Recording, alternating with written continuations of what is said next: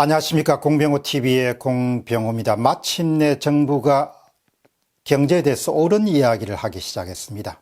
진실을 인정하는데 이렇게 오랜 시간이 걸려서 되겠는가, 그런 아쉬움과 한탄이 앞서지만 그래도 다행입니다. 정부는 9월 20일 날 대전통계센터에서 국가통계위원회 경제통계분과위원회를 열고 우리나라의 경제 상황이 경기 하강 국면, 이른바 수축기에 본격적으로 속해 있다, 이것을 공식화했습니다. 다시 이야기하면 국가가 우리나라의 경제 상황이 불황이라는 것을 공식적으로 인정한 것입니다. 정부의 공식 견해는 다음과 같습니다.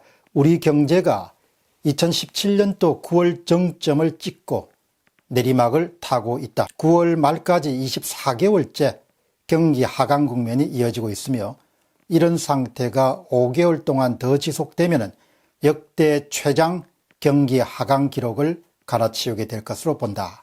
이게 이제 정부의 공식적인 발표입니다. 첫 번째 질문입니다.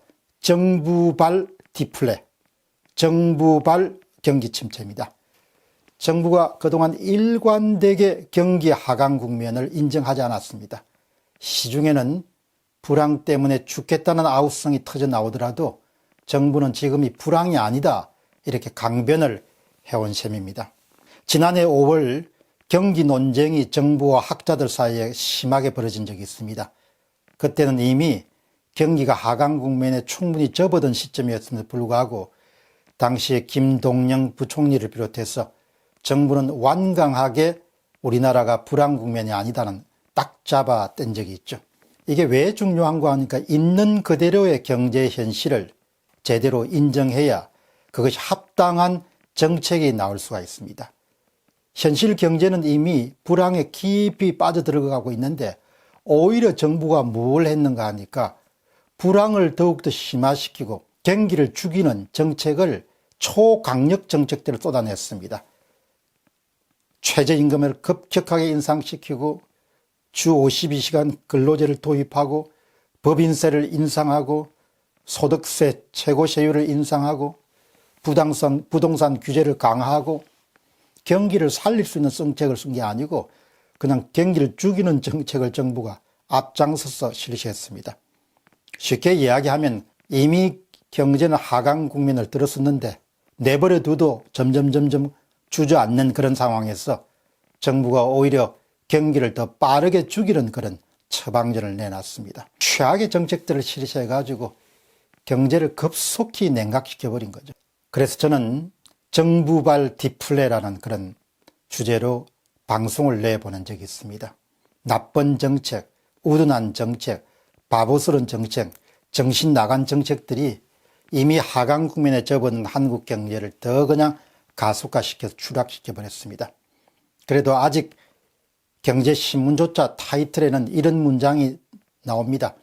소주성이 취약한 경제에 더 악화시켜 L자형 경기 침체 진입 가능성, 이렇게 쓰면 안 되죠. 이미 진입한 거죠. 가능성이 아니고 이미 한참 L자형 경기 침체로 들어온 상태입니다.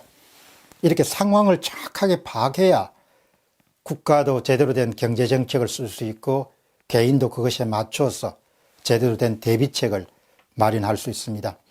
서강대 명예교수로 있는 조장옥 교수가 정확하게 현재 경기 상황에 대한 부분을 지적합니다. 이 부분은 여러분이 잘 들으시고 사업하시는 분들도 앞으로 투자나 이런 부분에 준비하시는데 참조하셨으면 좋겠습니다.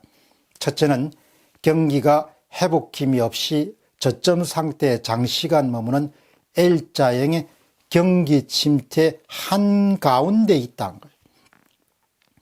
입구에 있는 것이 아니고 L자형의 한가운데 있다. 저도 일관되게 이런 주장을 펼쳐왔습니다. 두 번째, 이전부터 경직적인 노동시장 등 구조적 문제로 생산성이 하락하면서 잠재 성장률이 떨어지고 있는데 문재인 정부 들어서 급진적 정책으로 경제에 극심한 충격을 줬다. 가장 지금 경기 침체의 중요한 요인은 생산성 하락이라는 부분이 큰 요인을, 구조적인 요인을 차지하고 있습니다. 이 통계를 보면은 대개 2011년에서 2012년 2008년도 글로벌 경기 위기를 극복한 그 전부터 한국의 저생산성 문제가 본격적으로 이렇게 드러나기 시작합니다. 번째는 부가 고용률, 성장률 등의 지표가 악화될 때마다 고령화와 해외 변수 탓으로 돌리고 있지만 정부가 진짜 원인은 생산성 하락이다. 따라서 기존 규제 등 비생산적인 구조를 바꿔서 성장의 발판을 마련하지 않으면은 그러면은 경기가 살아날 가능성이 없다는 거죠. 그러나 이 정부에서는 그런 노력은 일체 행하지 않았다는 것이 조장욱 교수의 의견입니다. 동의합니다. 네 번째는 재정을 풀고 금리를 조정하는 것은 단기적인 경기 변동에 대한 대응책이지 장기적인 해법이 될 수 없다. 과거 일본 정부도 1990년 경기 침체가 찾아왔을 때 금리를 내린 등 단기 처방에만 골몰하다가 잃어버린 20년을 그렇게 겪었던 것을 한국 정부가 그대로 답습하고 있는 것 같다.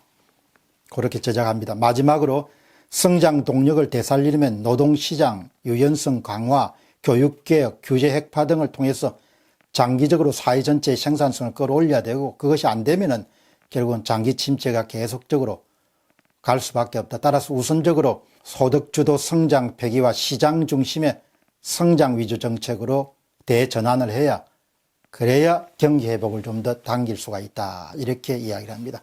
요약해서 제가 말씀드리면은 우리는 L자형에서도 한참 왔다. 불황이. 두 번째는 생산성 하락으로 온 경기 침체이기 때문에 그런 악한 정책들이 훨씬 더 경기 침체를 가속화시킨 면이 있다. 재정 지출 늘리고 금리 낮추고 해서 경기를 살리기 힘들다. 구조조정 없이는 아주 오랫동안 갈 수 있는 그런 경기 침체다.